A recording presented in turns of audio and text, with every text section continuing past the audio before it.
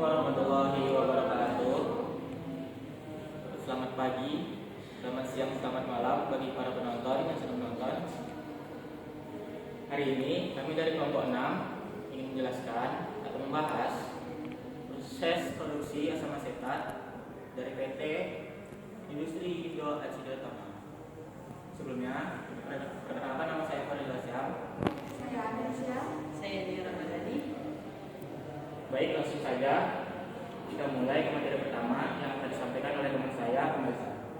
Baik, saya menjelaskan PT Industri Indo Acida Tama merupakan perusahaan kimia yang berlokasi di Surakarta, Jawa Tengah. Berdiri sejak tahun 1981, awalnya bernama PT Indo Acida Tama Chemical Industry. PT Indo Acida Tama merupakan produsen asam asetat lokal yang belum mampu memenuhi semua kebutuhan asam asetat dalam negeri. Industri-industri yang menggunakan asam asetat sebagai bahan baku masih memerlukan impor dari negara lain. Untuk mengurangi jumlah impor asam asetat yang akan terus meningkat, maka sangat perlu membangun pabrik asam asetat di dalam negeri. Penggunaan asam asetat yang meningkat setiap tahunnya mendorong perusahaan dalam negeri untuk menghasilkan produk asam asetat yang lebih besar agar dapat memenuhi kebutuhan penggunaan asam asetat di Indonesia. Industri asam asetat merupakan industri kimia yang memiliki prospek sangat menjanjikan. Selain itu, asam asetat juga memiliki market share yang cukup luas di beberapa bidang. Di antaranya bidang kimia, pangan, farmasi, pembuatan zat aditif, fotografi, pembuatan terhalat, dan insektisida. Asam asetat atau asetit acid juga merupakan salah satu bahan kimia yang banyak digunakan di beberapa industri sebagai penunjang seperti industri vinyl asetit anhidrid, purified terephthalate acid atau PTA, industri plastik, industri etil asetat, industri benang karet, dan industri tekstil. Selanjutnya akan dijelaskan oleh saudarinya. Di pabrik Indo Acida Tama ini menghasilkan asam asetat. Tingginya angka konsumsi tersebut membuat beberapa industri memerlukan impor dari negara lain guna memenuhi kebutuhan asam asetat yang digunakan sebagai bahan baku, sebab ketersediaan bahan baku sangat mempengaruhi kelangsungan proses atau pabrik. Untuk PT Indo Acida Tama tersebut pada setiap tahunnya memerlukan kebutuhan asam asetat pada tahun 2011 sebesar 314.366,3, pada 2012 307,786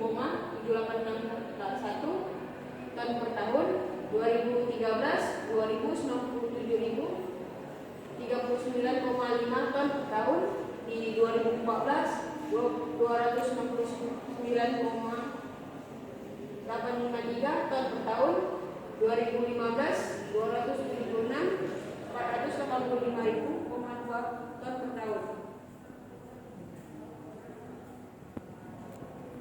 Baiklah, selanjutnya proses produksi asam asetat di pabrik biasanya cairan manis atau yang biasa dipakai adalah cairan sisa dari tebu, sisa-sisa gula yang disebut dengan tetesan gula, dimasukkan ke dalam tangki besar yang berisi ragi. Di sini cairan tadi difermentasi hingga menghasilkan alkohol. Setelah alkohol didapatkan, alkohol tadi dipanaskan dengan destilasi untuk memisahkan dan memurnikan alkohol hingga jernih. Setelah alkohol tadi murni, alkohol tadi dialirkan ke dalam reaktor. Yang reaktor itu merupakan tempat yang diisi dengan udara dan katalis. Dari reaktor itu menghasilkan asam asetaldehyda, zat antara yang menuju asam asetat. Setelah itu, asetaldehyda tadi dialirkan lagi ke dalam reaktor, dialirkan lagi dengan udara dan katalis hingga menghasilkan asam asetat mentah yang kemudian dimurnikan dengan radiasi, lalu dialirkan ke dalam kaki penyimpanan besar yang berwarna perak sehingga dikirim ke industri pembuatan plastik, pembuatan obat, atau pembuatan bahan makanan. Flow diagram of manufacture of acetic acid by oxidation of acetaldehyde.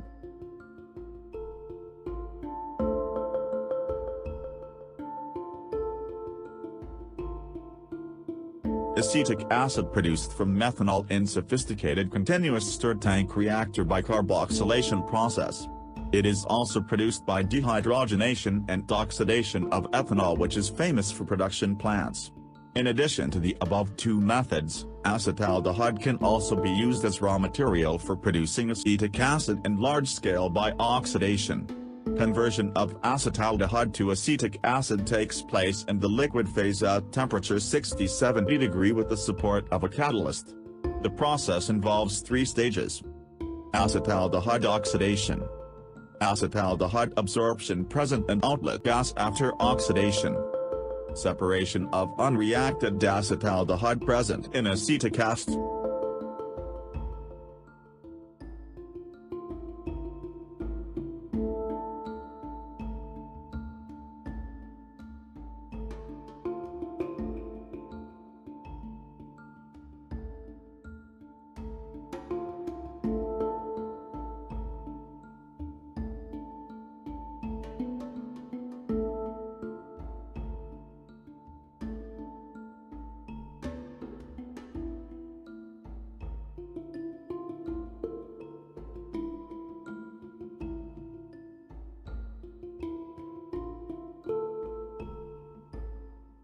Acetaldehyde in liquid form is fed to the bottom of the reactor along with oxygen.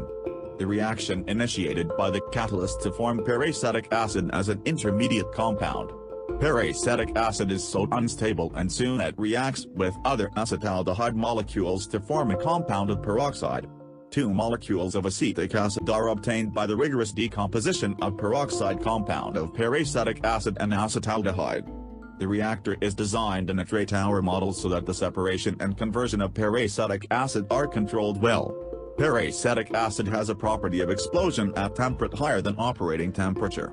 A cooling system is provided to the tower to maintain the temperature ranging from 60-75 degree. Separation of acetic acid and unreacted acetaldehyde is done within the reactor tray tower. All the vapors reach the top of the column and then pass to the condenser for acetic acid recovery. Unreacted acetaldehyde is sent back to the reaction column.